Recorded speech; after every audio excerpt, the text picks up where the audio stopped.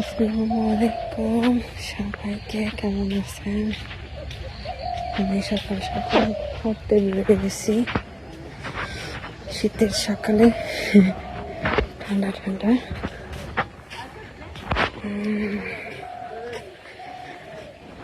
এদিকে সবাই যার যার কাজ করতেছে, কৃষির কাজ।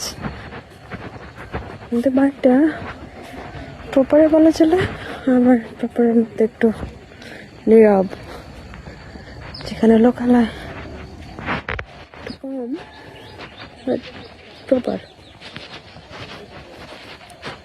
এদিক দিয়ে এখন নতুন নতুন বাড়ি হচ্ছে, আগে ছিল কম। সব মনে বিক্রি হবে।